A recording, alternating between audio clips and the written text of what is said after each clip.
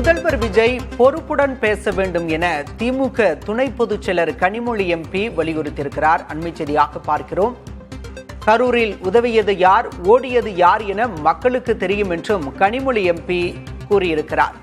கரூரில் பேசிய முதலமைச்சர் விஜய் திமுகவை கடுமையாக சாடியிருந்தார். இந்த விவகாரத்தில் முதல்வர் விஜய்க்கு பதிலடி கொடுக்கும் விதமாக எதிர்வினையாற்றியிருக்கிறார் திமுக துணை பொதுச் செயலரும் திமுக எம்பியுமான கனிமொழி. முதல்வர் விஜய் பொறுப்புடன் பேச வேண்டும் என வலியுறுத்தியிருக்கிறார் திமுக துணை பொதுச் செயலர்.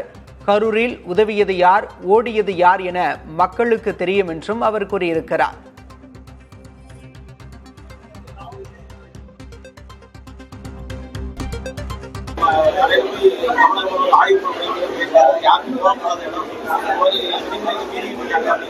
நீங்க தொடர்ந்து அமைச்சர்கள், இந்த ஆட்சியில் இருக்கக்கூடிய சட்டமன்ற உறுப்பினர்கள் இவங்க எந்த இடத்துல போகக்கூடாதோ அங்க தொடர்ந்து போய் அங்க இருக்கக்கூடிய மக்களுக்கு சிரமங்களை உருவாக்கி கொண்டிருக்கிறார்கள். பள்ளிக்கூடங்களுக்கு போய் அங்க இருக்கக்கூடிய குழந்தைகள் நிலை பாதிக்கப்படக்கூடிய அளவிற்கு, அவங்களுக்கு மன உளைச்சலை தரக்கூடிய அளவிற்கு தொடர்ந்து நடந்து கொண்டிருக்கிறார்கள். இதுக்கு இன்னைக்கு இதெல்லாம் கடந்து முதலமைச்சரும் அதை செய்யும் பொழுது இந்த ஆட்சி எதை நோக்கி போய் கொண்டிருக்கிறது அப்படிங்கிற ஒரு கேள்வி எல்லார் மனதிலும் எழத்தான் செய்கிறது. ஒரு சென்சிட்டிவிட்டிங்கிறது ரொம்ப முக்கியமான விஷயம்.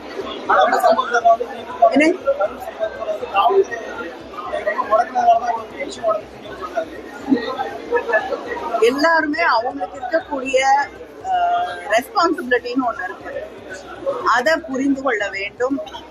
நான் அதை பத்தி அதிகமாக சொல்ல விரும்பல, ஏன்னா விசாரணையில இருக்கக்கூடிய ஒரு விஷயம். அதை பத்தி நான் அட்லீஸ்ட் நானாவது ரெஸ்பான்சிபிளா பேசாம சரியா இருக்கும்னு நினைக்கிறேன்.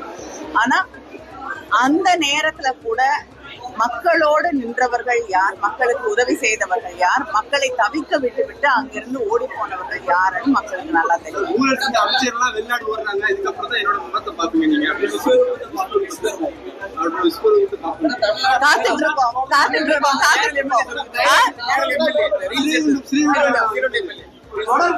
அது சொல்றதுக்கு என்ன இருக்குங்க?